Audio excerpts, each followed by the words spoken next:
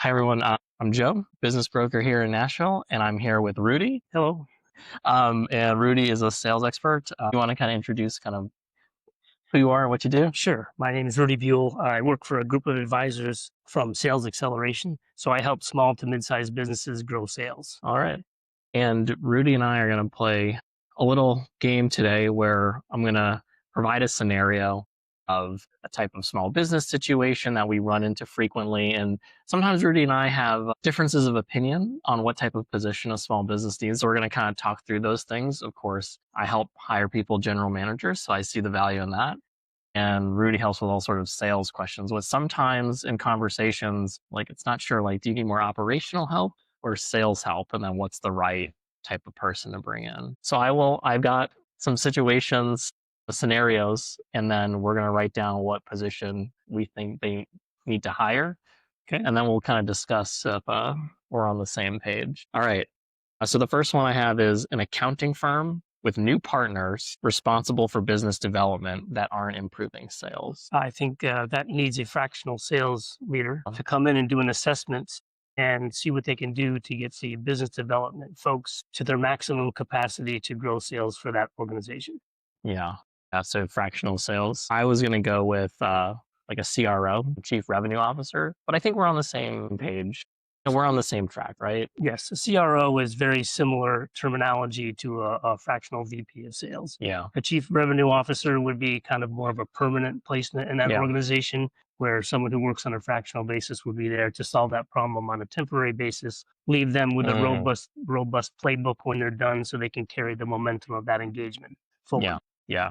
And we see that with these types of consulting type clients or businesses where the people who become partners responsible for business development, previously they were just doing accounting work or handling the client engagements. But now how do you teach them to be business developers and revenue generators? Yeah, and it's important with companies like that because that may not be their core competency is to grow Exactly. sales. They got an accounting degree, they've been doing accounting engagements, but sales part of it and the sales leadership part of it just may not be the strength of the leadership team. Yeah. Yeah. All right. So pretty close so far. Go to the next one. Ready? Oh, I like this one. A roofing company with lots of leads, but they're not closing them. Again, that they're in need of a fractional sales leader. I described the sales and marketing and how that works together is there's the top of the funnel, which is the marketing leads. And what a fractional sales leader does is goes in and helps them on the bottom of the funnel. That's taking those leads and closing those sales. A lot of the problems that could exist is they don't have a robust CRM. So they're not organized. They're not looking at the stages of where they have all these opportunities. They may need some sales coaching to learn how to turn all of those leads into sales. It really comes down to a conversion rate.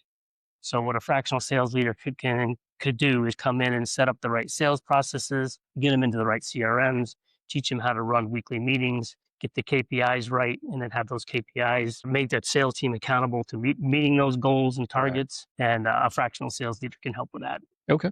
So I wrote down sales director / general manager. So for me in a roofing business, what I'm seeing is that I totally agree with you. Like probably needs a CRM, probably needs that tracking, probably needs that training. So oftentimes like someone who's doing fractional sales leader, sales director to kind of maybe organize the sales associates that are currently working right for the business owner. Where sometimes I do see the need for a general manager is if there's already like a 3-person, depending on the size, 3-person sales team, a bit of a sales leader. And if the issue is more, hey, you guys need to have a CRM that pipes into other parts of the organization and tie ops in with what's going on with sales, then sometimes I see a general manager as being a more appropriate fit for that role. But they definitely aren't going to be as good on the sales side if they need sales training. The important thing to remember about a CRM is it also is a communication tool as well. Yeah. So a general manager using a CRM, with, like for a roofing company, where operations and the follow-up and make sure the job is followed through from step 1 to step 10, very critical to the process. So a CRM is not just for sales, but it's to keep the whole organization into one system so everybody can track exactly what's going on with not only just the opportunities, but the jobs in progress to make sure that they go very smoothly. You get a good service reputation, and that helps you close more sales. Exactly. Reputation is big in that industry. Okay, next. An IT company where the sales team knows tech, but they're not communicating well with potential customers. I have companies that I'm working with right now in that Yeah. space. And the struggle that they have is they're really good at the technical part of it, whether that's cybersecurity, whether that's data analytics. But sometimes sales and sales leadership just may not be their forte. So those are good potential clients for a fractional sales leader. They can communicate to their customers when it comes to the technology, but when it comes to what questions do I ask? What is my ideal client profile? What do I need to do to get the right leads? Where do I delegate them to my team? That just may not be their strength. Those are companies that once you get them to a certain point, they're really good about communicating all of the technical part of it on the Mhm. back end, but it's getting that initial pipeline to come down to where you're getting more of those further along into the CRM to the presentation close part may be a struggle. Yeah, no, I agree. I wrote down as my answer to this scenario was fractional sales as well. When I started hearing an owner like, "Oh, I'm not growing IT company," and then they have a whole bunch of their tech folks who have been grown into sales. That to me is a training issue, probably like a sales systems issue, and that's a Rudy issue all day, Yeah. every day. All right, next one: a manufacturing owner with a great product that wants to scale. Again, Yeah. that comes down to a fractional sales leader. A lot of entrepreneurs or business owners may have invented the greatest product in the world, but again, sales leadership may not be their strength. So it comes down to I've got this great product. Now I've got to promote it into the market, and I've got to do that with hiring the right sales team. Another thing that we do is we do have a company that does nothing but sales recruiting. So it comes down to having the right talent that fixes 90% of your problems. Then getting the right processes and sales infrastructure, CRM. You have to get your job descriptions right. You have to get your onboarding right. You have to have all these processes in place so that when you marry that great product now with a great sales Oh, team, you're ready to scale. That's the key to something that you've invented.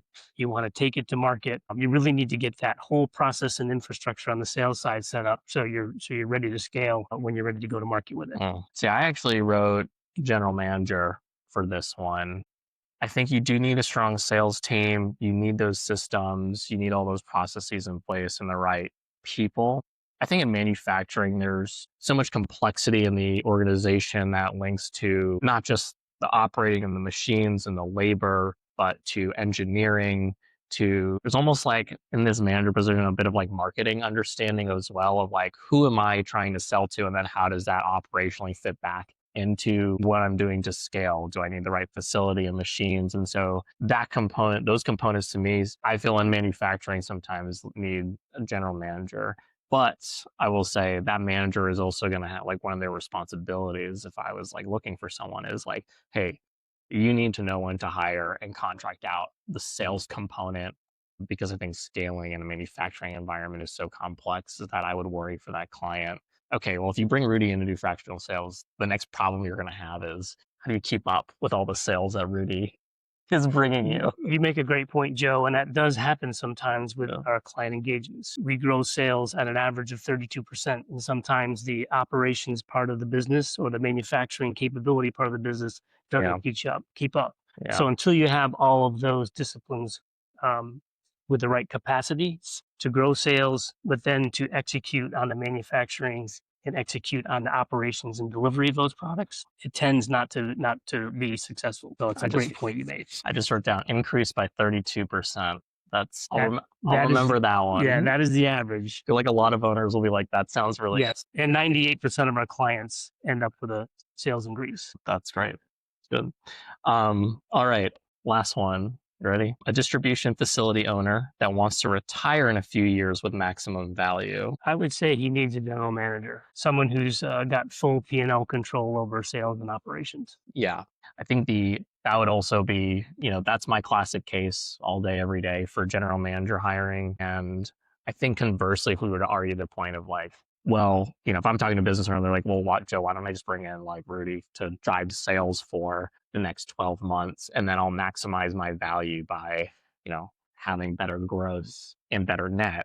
I would say, well, if I'm a buyer, I'm actually going to not count that just like recent surge because I don't have any proof that this is a sustainable long-term part of this business. Now it might, right? If I am a buyer and I happen to know Rudy, you, and that the work that you do, I'd be like, okay, yeah, you've made some like real operational improvements. But on the other hand, I think there's more value in I as a buyer come in and I know that there's not a whole bunch of owner risk of that person stepping away and then the business falling apart. So I think in this scenario, a general manager is a better bet. And if I were to bring in a general manager in this case, I would give them your contact information. I think probably a general manager and a fractional sales leader could work in conjunction to make sure that that revenue is hitting its peak when Yeah. you exit. That would lead to a higher EBITDA. Most companies are sold as a multiple of EBITDA. So that all kind of Yeah. plays into the same conversation. But if I'm looking at it from the buyer's perspective, I would want to make sure that all parts of the operations are running up to capacity and flowing very seamlessly, and having just one discipline taken care of probably wouldn't make me feel as comfortable as having a strong general manager who's in charge of sales and operations Absolutely. and has every part of the organization or company running very smoothly. Absolutely. Rudy, well, I appreciate your time. Kind of walking through maybe our differences of opinion, oftentimes similar opinions on who the right fit is to kind of help manage a small business, grow sales in a small business. Any closing thoughts? How can people reach you? Words of advice before we go? You can reach me by just going on to my webpage on LinkedIn. I'm willing to help. I do offer a free assessment for any company and a free consultation. So I can determine from that kind of where the gaps are to being successful in sales. And from there, I can work up a scope of work and then work for you as long as it takes to get everything turned around. And I look forward to getting more clients that I'm working with in the future. Absolutely. Thanks.